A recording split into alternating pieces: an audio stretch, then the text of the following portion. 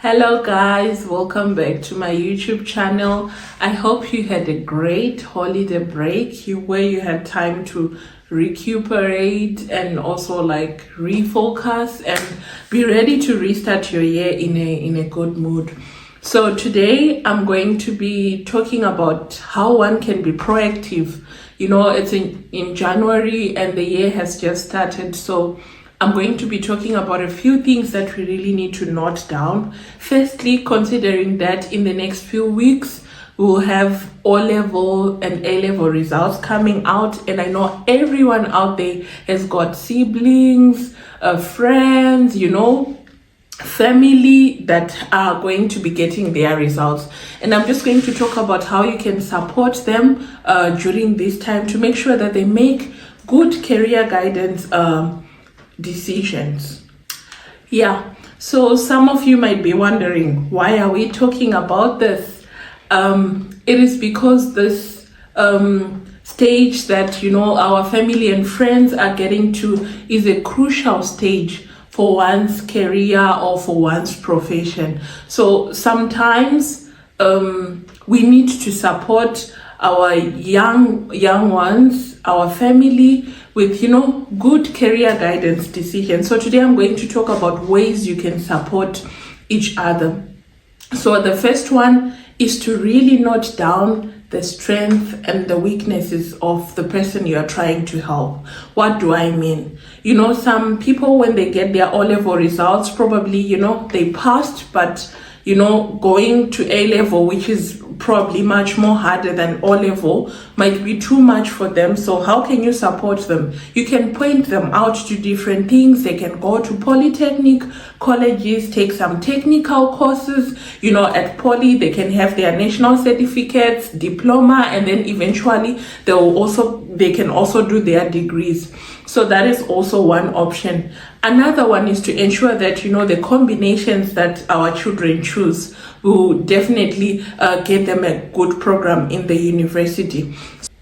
So yes, we have talked about, you know, those who did not really do well and are trying to, you know, pave a career for themselves. So polytechnic is also another pathway that they can take, because right now, it's not all about going to the university direct, but it's about finding ways of, you know, having the technical knowledge that you can have to earn a living, to have a profession. So I would like to encourage young people out there that they should not like downplay going to polytechnic colleges or going to other, you know, colleges that are offering technical courses. So that is also one way you can advise your young ones to also, you know, look at that. And there are a variety of programs that they can do there that will definitely lead them to relocating abroad or even working for good companies in their, you know, local in their local environment. Then we have those who really did well, right? But probably they are waiting to apply for scholarships to go abroad, or even scholarships in the local universities or in the local region, maybe in other nearby African countries. And you know, sometimes because of the different country regulations, probably those countries only have August intake, or maybe they won't make it for the summer semester, the March intake, so they would have to wait probably a year or a year and a half before they go for their programs. The first thing that I want to advise those people is they need to research about the universities that they want to go to. And most of them probably they are relocating to a new university, to a new country which speaks a completely different language. So what can you do to prepare yourself during that time? For example, let's say you want to come to Germany. Whilst you're waiting to be enrolled and all of those stuff, you can start your German languages. There are a lot of schools that offer German language there in Zimbabwe, or maybe in their local or in other countries in Africa, so they can do their German language. That will prepare them for when they go to the different universities that they are going to. That is also one option. And then the second option is just to do the language when you're like looking forward to do apprenticeship outside the country. A lot of European countries give apprenticeships, but you have to be speaking their local language. And one of the things that they also consider is that before you even come to their country, you have to have at least a basic level of some language. So why am I saying this? I'm saying this because when the year is starting, if you start your year with knowing where you want to go, how you want to do it, that allows you to have your goals achieved by the end of the year. So like when the results come out, please, let's not just, focus our concern on going to the university and not looking at other opportunities. So I just decided to do this video to just, encourage us as, supportive people, for our families, for our friends, to really kind of sit down with these young people, talk about their options, talk about how if they didn't do well, they can still do this, or if they did well, they can consider option A, option B, option C. And then this ensures that, the younger generation is not just being redundant, being at home.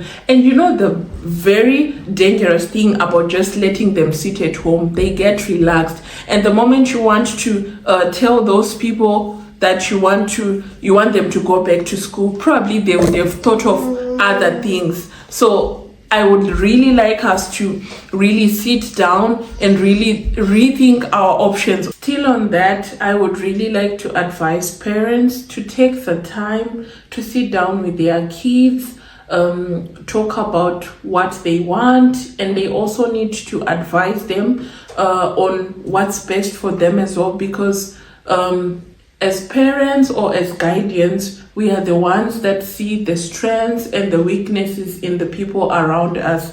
So what you need to do is to ensure that you do not give the child a too long rope that they might swerve or not be able to achieve something that they wanted, because you gave them a bigger room to make their own decisions. At the same time, the leash or the rope that you're giving them is not supposed to be too short, whereby you are micromanaging them. You're not even giving them the time to really talk to you about what they really want, how they think, they would perform in different professions and all. So what is it that I'm trying to say? I'm saying that there is a thin line between being a supportive parent or guardian and being a controlling one. So that's where, as parents, as guardians, we need to find balance and ensure that when we are giving advice, we are not imposing, because these young ones are still growing. They need our guidance. At the same time, some of them are even much more mature, that when they tell you that, oh, mom, I want to do engineering, and you say no, probably they know their capabilities. And then one time they might say, oh, mom, I want to do engineering, and you really know that your child is not really good in those subjects. So find balance so that we can be able to support our young ones. Don't be too pushy. At the same time, don't be too relaxed. At some point, depending on your child's character, you need to know when to say, you are going to do this, or when to say, what do you think we should do? So I think that is also one thing that I want to encourage parents before this, this result season is upon us, to really sit down and ponder, because as parents, we were given the authority to guide these young ones, and I think we should take advantage of that and ensure that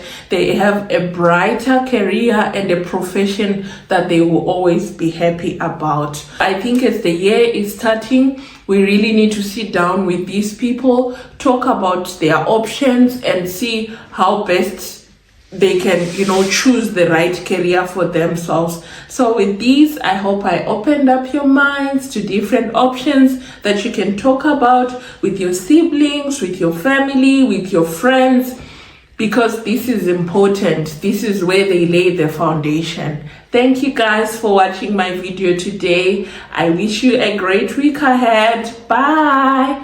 Don't forget to subscribe.